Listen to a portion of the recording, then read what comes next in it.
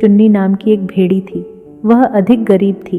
उसके पास बच्चों को खिलाने के लिए खाना भी नहीं था। उसका पति भेड़ा मर चुका था। उसके 4 छोटे छोटे बच्चे थे।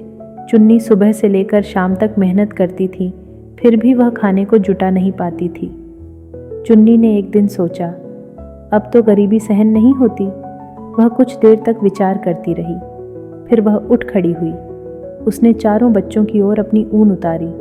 उसे वह बेचने के लिए बाजार चल पड़ी। ऊन की गठरी पीठ पर लादे रास्ते में वह सोच रही थी कि यह ऊन बेचकर कुछ दिनों के लिए तो खाना पीना जुटा ही लिया जाएगा। रास्ते में चलते चलते चुन्नी थक गई।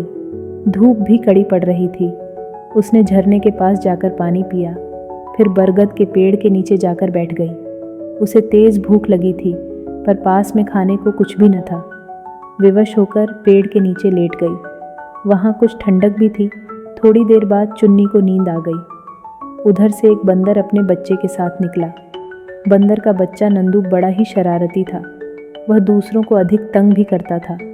उसके पिता चंदर उसे इस बात पर प्रायः डांटते भी रहते थे। नंदू पेड़ों पर से उछलता कूदता उस बरगद के पेड़ पर पहुंचा। तभी उसकी निगाह पेड़ पर लटकी गठरी पर पड़ी। यह यहाँ कहाँ से आई? किसकी है यह? वह सोचने लगा। तभी उसने देखा कि पेड़ के नीचे भेड़ सो रही है। वह समझ गया कि उसी की यह गठरी है। नंदू ने सोचा कि चुपचाप से उसकी गठरी गायब कर देता हूँ।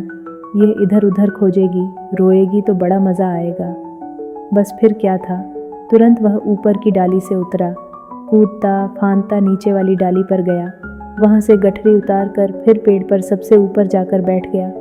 वहाँ उसका पिता बैठा रोटी खा रहा था, पर नंदू को भला रोटी क्या अच्छी लगती। वह तो अपने हाथों और मुंह से गठरी खोलने में जुटा था। तभी चंदर की निगाह नंदू पर गई। यह तुम क्या कर रहे हो? किसकी गठरी उठा लाया है? उसने डांट कर पूछा। नंदू ने मुंह पर उंगली रखकर चुप रहने को कहा और वृक्ष के नीचे सो रही भेड़ की ओर इशारा कर दिया। चंदर बड़ा दुखी हुआ। बोला, बेटा, मुझे बड़ा दुख होता है कि मैं तुझे कुछ भी न सिखा पाया।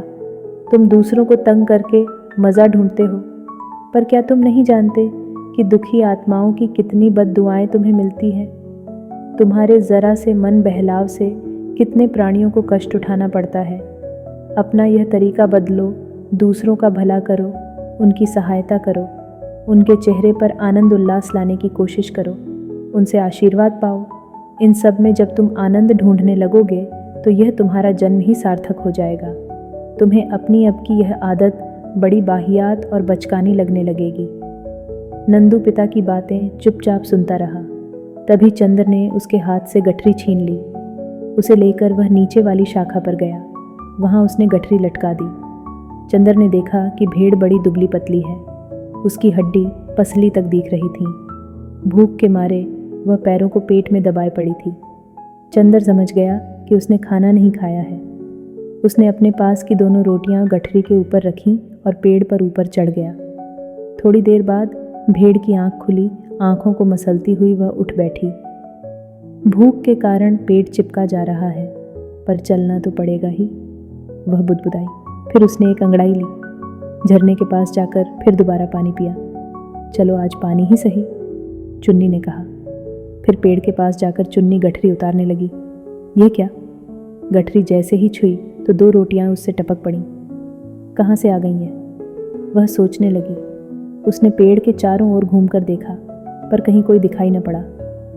भगवान ने ही दया करके कहीं से यह मुझे दी है, चुन्नी बुदबुदाई। जिसकी रोटी हो उसका भगवान भला करे, वह कभी भूखा न रहे।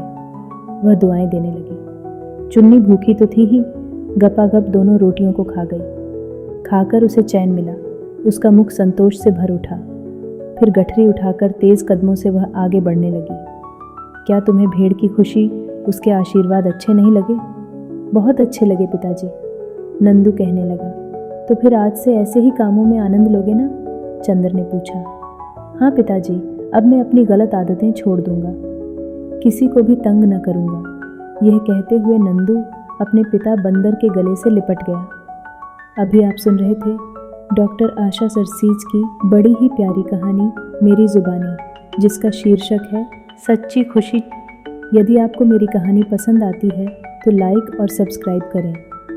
और संदेश द्वारा ज़रूर बताएं कि कहानी पढ़ने में कैसी है।